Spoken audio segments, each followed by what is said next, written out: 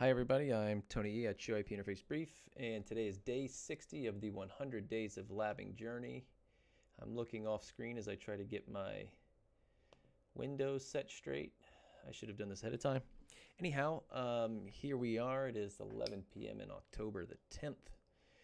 And I'm going to do a quick live lab. I'm going to try to walk through something and see if I can explain it and also sort of expose something that I've been having trouble with throughout my labbing journey in hopes that I can feed off of the community and you guys can give back to me some better understanding and better solutions.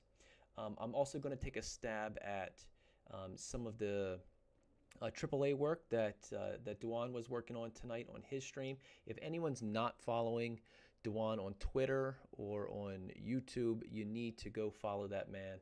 He is pure magic. You can find him at Lab Every Day, I think, on everything. On YouTube, on Twitter, on Instagram, wherever.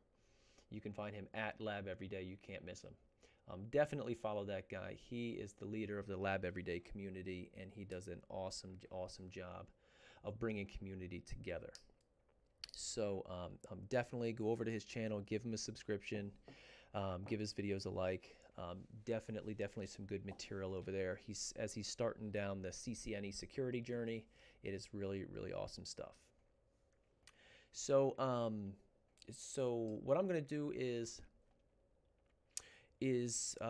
do a little bit of the AAA authentication that he was struggling with, and then I think I'm gonna prove myself wrong here, and so let's dive right in. So what I have here is a couple of routers that I'm going to use for my lab that I'm getting ready to start. But what I'll do is, in the meantime, I'm going to do the AAA here. So if I do a show run AAA, I don't have any AAA configs on here. So we're going to do sort of bare bones minimum AAA configs to allow local authentication. Okay, so the first thing we need to do is define a username. And for this we're going to do admin. We're going to give ourselves a privilege level 15, so we shouldn't need to use the enable command. And our password is going to be password. So now if I go over to line console 0 and do login local, and then I exit, when I come back in, password, I'm dumped right into privilege exec. And I'm not utilizing AAA. I'm utilizing the local database. I haven't set up authentication, authorization, or accounting. All right, so let's get into config T. Let's start our AAA commands. Authentication, AAA authn. AAA new model. Enter AAA authentication. Login, default, and let's do local database. Let's do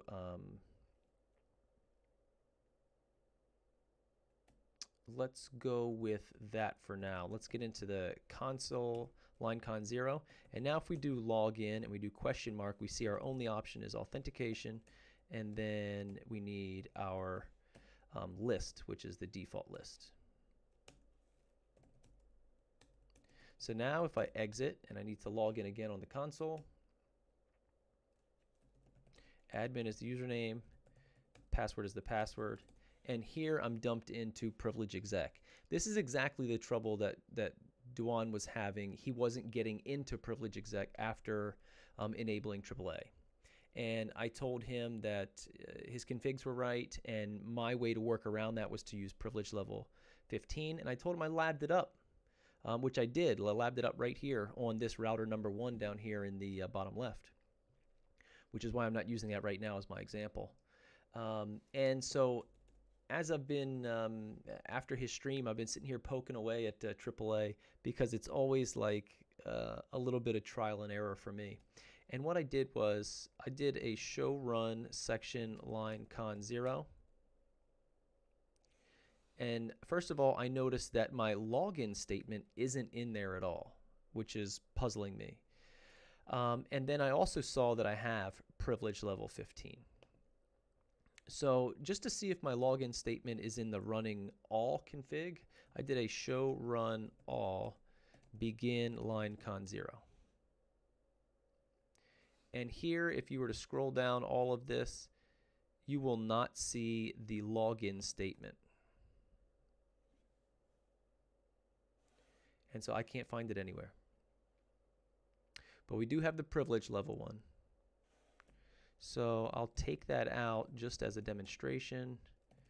No privilege level 15. And then I'll exit and I'll come back in as admin, password. And here it requires you to use the enable statement, but I don't have an enable password set, so I just get passed right through. So I'm trying to think, how do we actually have this deployed in production? I can't recall the configs off the top of my head, but it's not far off from what we're looking at here, a pretty basic AAA authentication using TACACS, TACACS server. So I don't actually know why you have to hit this additional enable command. Over here on router 1, as I was labbing this earlier, if I do show run AAA, you can see I've added a whole bunch of additional items here, which is I turned on enable, which is none. I turned on authorization exec, none. Authorization exec console, none. Authorization for console. None of these yielded the correct results. So that's where we're at with that. I'm going to zoom out one click. Here we go. Also, tonight I'm using this microphone stand, and I don't know if I like it. So the idea is I've been using this this mic, and it sits on a stand that sits in front of my keyboard. So I have to, you know, sort of type around it. I have to. It's a pain in the butt. And so I got this little microphone stand. It was a recommendation from the Land Tamer, and it was $10 off of Amazon. Can't beat the price, but I don't know if I like it. For one, it doesn't clamp to my table because my table is pretty thick, and the clamp, it just sort of rolls off because the table has rounded edges. It works perfect on like a 3/4 inch, or I mean, it has a large clamp. But on a rounded surface, it doesn't work so well. So it needs a nice square edge, like a piece of wood. So actually, I have a piece of wood sitting here on the desk, and I have it clamped to the piece of wood, which, believe me, looks hideous. And there's no way I can let it sit like this. It's sitting right next to me. But just to try it out, to see if I like having a stand or not, a movable stand. All right, so without further ado, I'm going to go ahead and start my redistribution lab. First, I'm going to draw it up on the whiteboard and sort of expose the problem, and then we'll go through a quick lab. And this will be redistributing. I'm just going to use RIP and OSPF. Maybe if there's time, maybe we'll do OSPF and EIGRP before the night is up. So let me dive right into a whiteboard. All right, I'll put the camera down up here. Okay, so what I have here are 3 routers.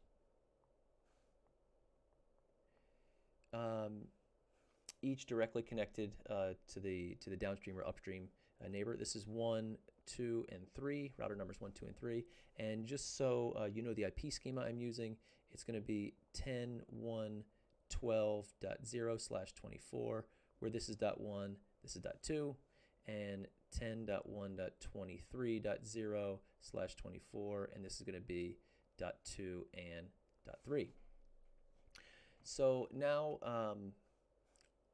Also, on each of these routers, I have one loopback, which is loopback 0. And in the case of router 1, loopback 0 is going to be 1.1.1.1. Loopback 0 on router 2 is going to be 2.2.2.2. And loopback 0 on router 3 is going to be 3.3.3.3. Okay, so and let me draw some routing boundaries. What we're going to do is we're going to include loopback 1, router 1, and this link as part of a RIP v2 routing domain. And then let's choose a different color. We'll go green. Sure, we'll go green. We'll go green for, we'll do this for OSPF. And then what we'll do is we'll redistribute the loopback 2 into the OSPF routing domain. Okay, and what we're going to do is just go ahead and view the routing tables of all the routers once we do this. And there's something interesting that happens here, something that I would never have predicted prior to studying for CCIE, but it's something that I'm exposed to more and more and more as I do more and more and more CCIE labs. I do a lot of practice labs, and all the time in the practice labs, there are these giant redistribution tasks, which you're implementing not every routing protocol, but many, many routing protocols, and sometimes more than once throughout a topology. And then you have to do often mutual redistribution between more than one protocol throughout the entire topology, where every IP address needs to be reachable. And oftentimes, I don't complete that task. I do the redistribution statements, but it doesn't always redistribute everything. And that's just because I don't have that expert level experience, especially in redistribution. For me, personally, redistribution is a very confusing topic because when I'm thinking about it, I'm thinking ahead about, okay, well, what's the administrative distance of this one, and what's the administrative distance? So when I route it into here, and then now it has a new administrative distance. How do I get the metrics through this one? Do I need to set a metric this way? Does it take the metrics? Is it external? Is it internal? There's just so many different variables. And then oftentimes you're taking something from EIGRP, redistributing into OSPF, redistributing into BGP, redistributing out of BGP into RIP on the other side. And it's just, it can be absolutely confusing. At least it is for me, my personal experience. So this lab is pretty simple, the topology that I've drawn. So I have it labbed up minus the routing protocols. So here on the bottom, bottom left, I have router 1, show IP interface brief. I have the loopback 0, as well as the connecting interface. Here is router 2, the middle router, show IP interface brief. Again, I have loopback 0 and the 2 connecting interfaces, and router 3 over here is show IP interface brief, where I have the final loopback and the connected interface. So I'm going to go ahead and start on router 1, implement RIP just like the drawing, just like the topology we just drew on the whiteboard, and then we'll check the routing tables of the 3 routers, and you'll see something that you probably didn't expect. At least if you're coming from the CCNA or CCNP level, you might not have expected this behavior. If you did, that's awesome. That means you are well suited and well on your way to being prepared for the CCIE. But myself is something I still have to learn and try to understand why. So first of all, let's do configuration. Let's do router RIP. I'm going to do version 2. No auto is fine. Network 10.1.12.0, as well as network 1.1.1.1. Okay, now over on router 2, conft router RIP, version 2.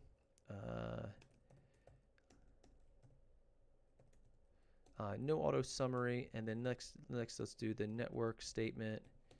So we should see each other now. So for this one, show IP RIP database, we can see we're learning that loopback 0 from router 1, which is the quad 1 address, and it's in our RIP database. ShowIP route, and we see it's here. We've learned it as an R route. In fact, ShowIP route RIP, it is our only learned RIP prefix, and that's because the connected interface is going to be connected, and connected administrative distance is better than RIP's administrative distance. So on the other side of router 2, we're going to configure the other interface to participate in OSPF. So that's interface fast10, and we're going to do IP OSPF 1 area 0. Over here on router 3, we're going to do interface fast10. We're going to form an adjacency here, IP OSPF 1 area 0, and also loopback 0, IP OSPF 1 area 0. That's fine. Okay. We should see an adjacency come up. I did not initiate any pings. There we go. Just to validate that we did have reachability from router 2. ShowIP OSPF neighbor X start.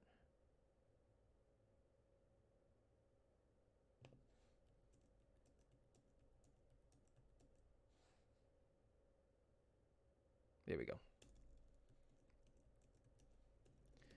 All right, we have a full adjacency. So router 2 should be learning all of the prefixes from the entire topology. ShowIP route. We see we have the loopback of router 1. We have our loopback from router 2, which is connected, and the loopback from router 3, and then our two fast Ethernet interfaces, 0, 0, and 1, 0. All right, no big deal. Now, if we go over on router 3, obviously, we're only going to see our connected networks, and over on router 1, ShowIP route, we're only going to see our connected networks. Excuse me, we are seeing the other connected interface, which is on router 2, the upstream, what I would call the upstream, the interface connecting router 2 and router 3, because this is classful, and it is being advertised from router 2.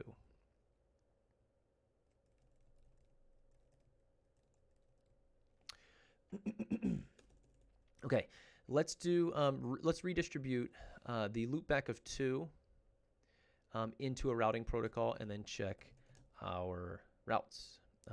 To do that, we're going to do a route map. Route map, I'm going to call this redist, and we're just going to do a single permit statement, match interface loopback 0.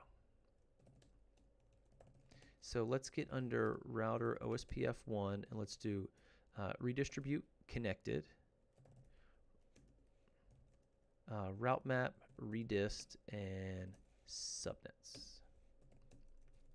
All right, what that's going to do is that's going to redistribute our connected interfaces on router 2, which are 3 connected interfaces. We have each fast Ethernet interface and then the loopback, except we're going to pass it through a route map filter. That's what I call it, a filter, even though it's not the preferred nomenclature. We're going to pass it through a route map, which is only going to match on loopback 1. So we're not going to include the 2 fast Ethernet interfaces. And we use the subnets keyword on the end. So now if I do ShowIP route, nothing has changed here on router 2.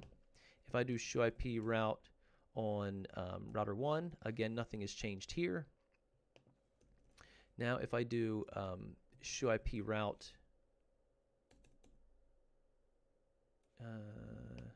I should see that prefix in here.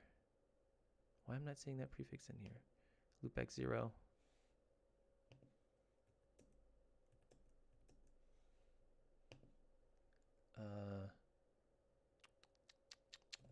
Show IP OSPF interface brief.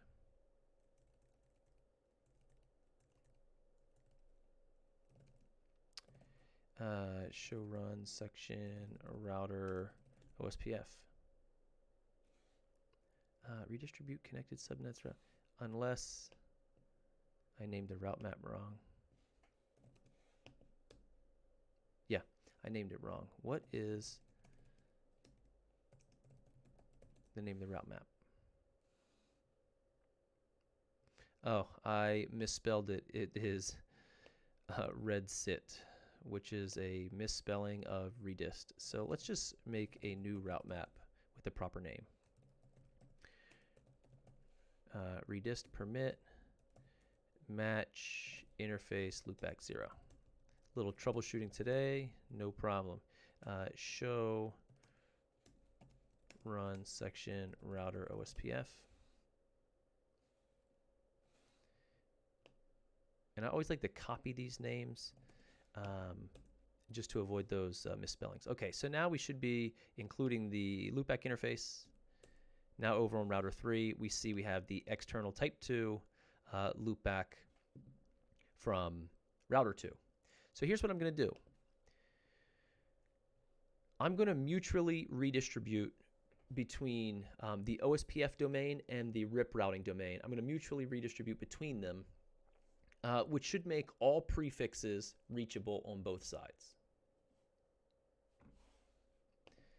To do that, not anything complicated. Router RIP. Let's do redistribute OSPF process ID 1. Let's give it a metric of 1. You have to set a seed metric in RIP.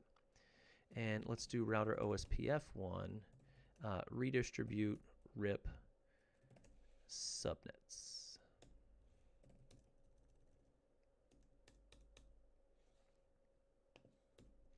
All right, so over here on router 3, we should now see the loopback for router 1, show IP route. And here it is an OSPF external route because it's being redistributed from RIP into OSPF, so it's an external route. Now over on router 1, which is all the way on the other side of the topology, show IP route. And again, we see the loopback for router 3. But what you don't see here is the loopback for router 2, right? This is exactly one of the problems that you're often presented with. And in a CCIE lab, maybe not the CCIE lab when you go to get certified, but for practice labs, I should say, to be more clear, you'll have redistribution tasks that'll say, you know, redistribute between the RIP and OSPF routing domains on router 2. And earlier it would have you, it'll say redistribute router 2's loopback interface into OSPF, then mutually redistribute OSPF and RIP on router 2. And so that's essentially what we just did. That is a very common CCIE lab task, prep lab task, I should say. And you'll see exactly what we have here where, wait a second, the loopback of 2 is not being redistributed into the RIP routing domain. Why is it not being redistributed? We see it on this side. Okay, let's see what else we don't see. How about here on router 3? We see the loopback 2, but look down here at our interfaces in the 10 address space, or our routes in the 10 address space. We're missing the 10.1.12.0. We're missing that here. So that means from router 3, I should be able to ping every interface between me and router 1, except for the 10.1.12.0. So we're going to do 10.1.23.2, and we're going to source it from loopback 3. Excuse me, loopback 0. There you go, which is just our upstream router. Let's ping the loopback 0 of router 2. Perfect. Let's see if we can ping the upstream interface of router 2. We cannot, and because we don't have a route for it. And obviously I can't ping the .1, but let's see if we can ping the loopback 1. We can ping the loopback 1, right? And that's because we do have a route to it. We do have reachability. We just don't have a route to the hop in between router 1 and router 2. And from router 3's perspective, if you wanted to reach router 1, you don't need to know how to get to the link between router 1 and router 2. Only router 2 needs to know how to do that. So that's perfectly fine for reachability, except for in most CCIE prep labs, it will say after you do your redistribution task, make sure every IP address in the topology is reachable from anywhere. So you have to go through and run a script that's going to ping 100 different IPs to make sure that they're all reachable. And basically, even with this small topology that I just made up, with 3 routers, this is not reachable, right? If you were getting tested on this, you'd fail on this. If I was getting tested on it, I would fail on it. So one of the things I wanted to do tonight as part of my labbing experience tonight was setting up this at a small scale with just the 3 routers and just trying to sort of visualize the problem and sort of mentally develop the solution even before I get hands on the keys. So if I take away these routing domains, right, and just sort of draw the lines anywhere, right? I should be able to draw the lines anywhere, and with any protocol, and automatically begin to develop the solution in my mind. So I'm going to do exactly that, as a matter of fact. So let's do this in opposite. Let's take loopback 3, the connection between router 2 and 3, and throw it in OSPF. Then let's do loopback, I called it loopback 3, loopback 0 on router 1, the connecting interface. This will be RIP v2. This will be OSPF, since we already have it running, which is v2. And then what I'm going to do is redistribute the loopback 0 into the RIP domain, right? So I'm going to do the opposite of what we just did, which was redistributing into the OSPF. So over here on router 2, I'm going to do a show run section router OSPF.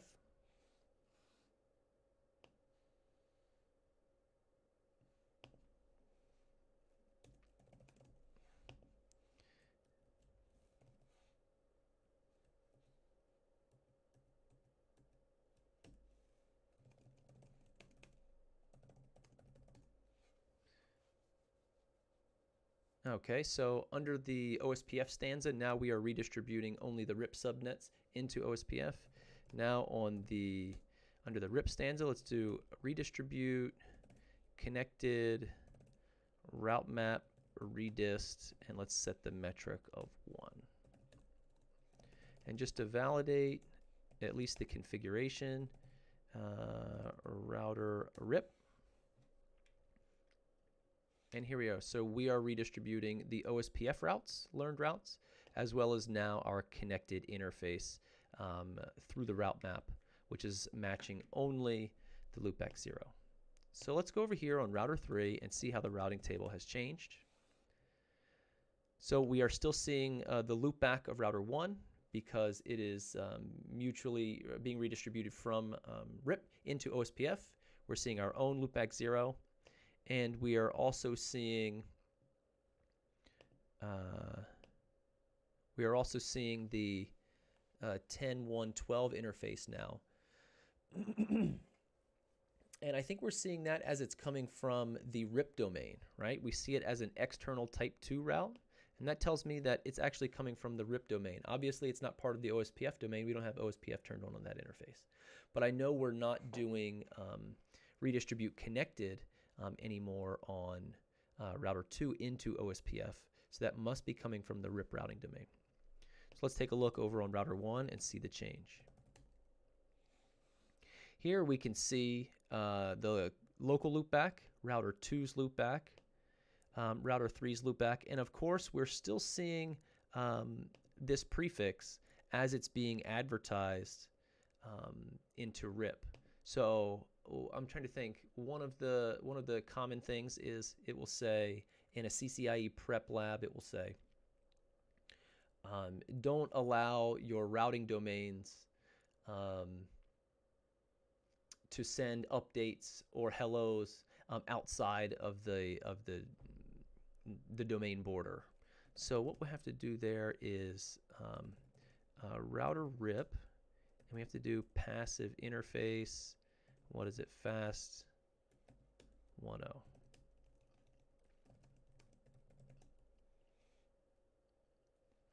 Passive interfaces 1.0.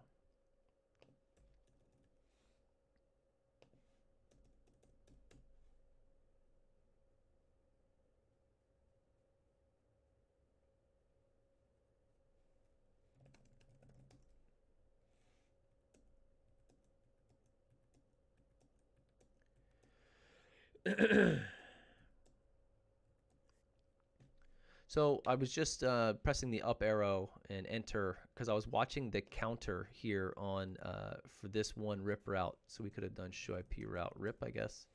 And I was watching the counter here to see how old this route was going to be. And looks like this is always going to be advertising, but I can't quite figure out show run section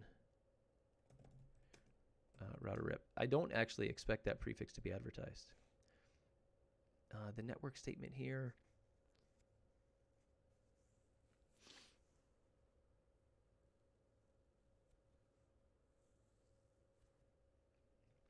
But it is. And that's because it's a classful network entry. So under the RIP stanza on router 2, it's picking up both east-west interfaces, both the fast 00 and 10 interface, because they both fall under the 10 address space.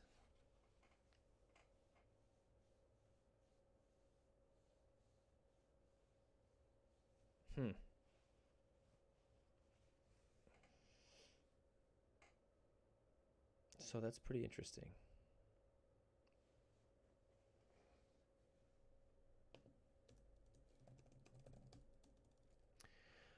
Okay.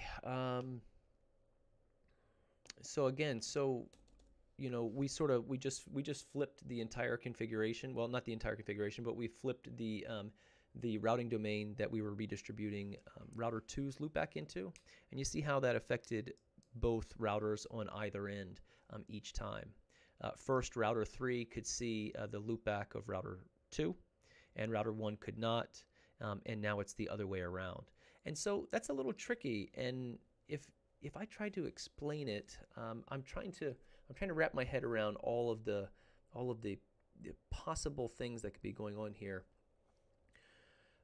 When we're redistributing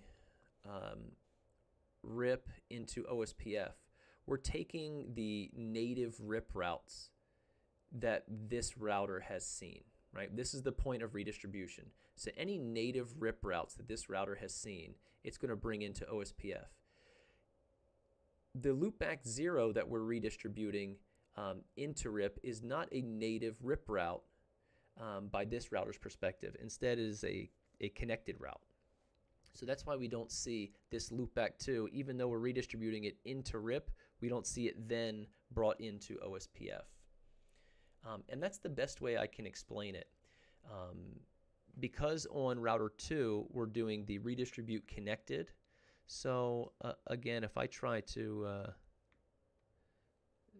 simplify this a little bit.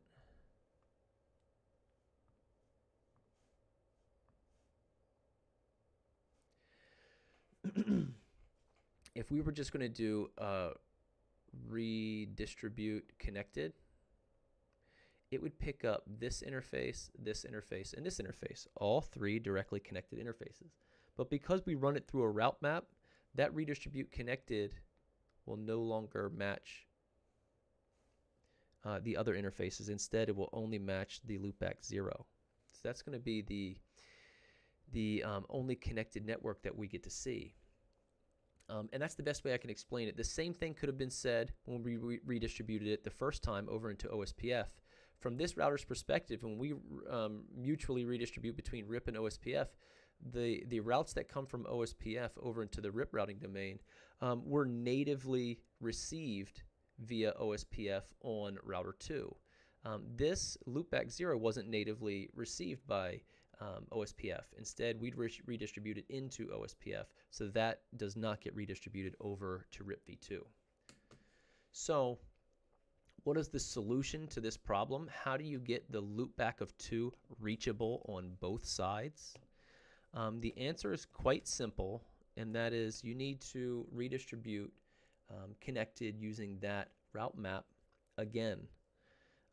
So I can do that now. A router OSPF1 redistribute connected route map redist, and that's going to be subnets. And now on router 3, we see that subnet. And on router 1, show IP route, we see the subnet as well. So now we should have complete reachability from end to end, and we can prove that if we do a little TCL script, which is often some of the verification you need to do. And so we know we have 10.1.23.3, 10.1.23.2, 10. I'm going to do it from right to left, which is how I like to write my TCL scripts. I don't know why. It's just so I can sort of verify everything in a line. 10.1.12.2, 10.1.12.1, and then 1.1.1.1.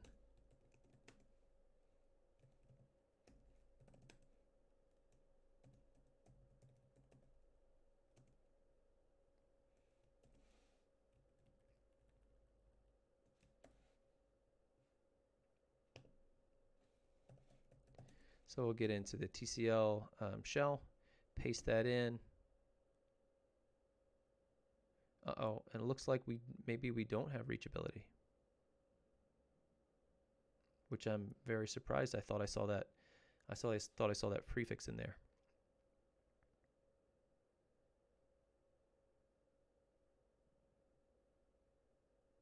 Okay, but we do have to loop back 1. I thought I saw the prefix in here. Look, it was there.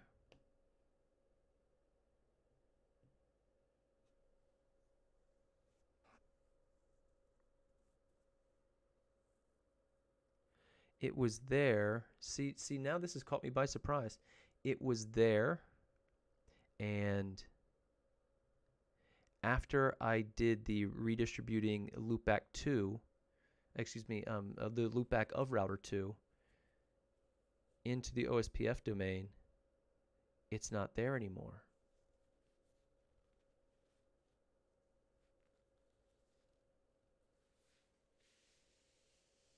But why did we see it in the first place?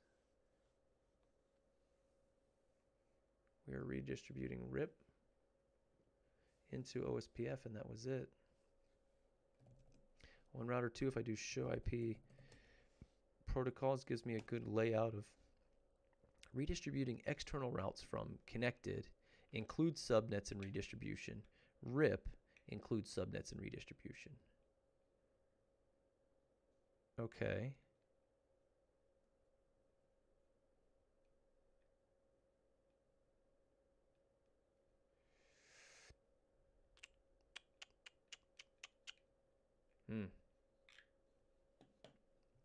Yeah, I knew I saw that prefix in there, and now it's gone.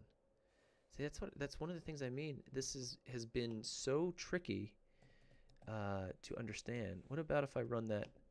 That's crap. If I run that script over here.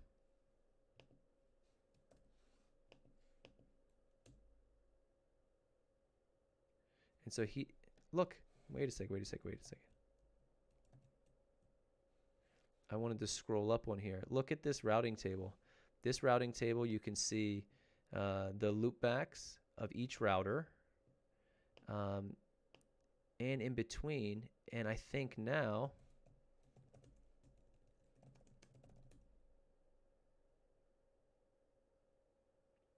oh, it's not that that router 3 is gone. It's that router 3 doesn't have a route back.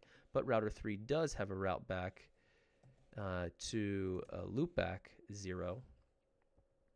So again, I think we can do this, but let's modify it and let's say source loopback 0. Perfect. So now we have full reachability, which is crazy. Why? Oh, because I'm sourced from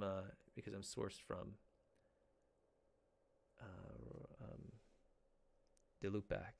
So again, if I come over here and do this and do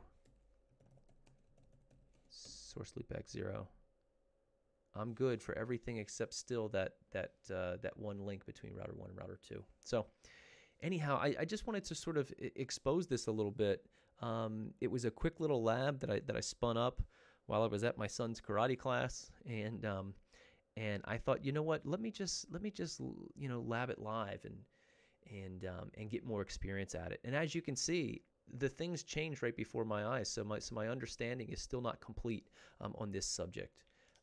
I definitely don't understand how, when we added the loopback 0 of router 2 into the OSPF domain just now, why that removed the other prefix, which is the connecting link between 1 and 2. It's just boggling my mind. So how do you do that? You match the other interface, right? What is the solution there? The solution there is conft. Hang on, let's do this. Do show. Oh, hang on, you can't see my screen. Do show run route map.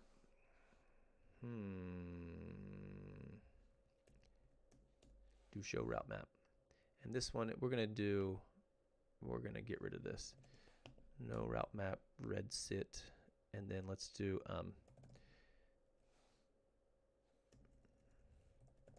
show run partition route map. Thank you.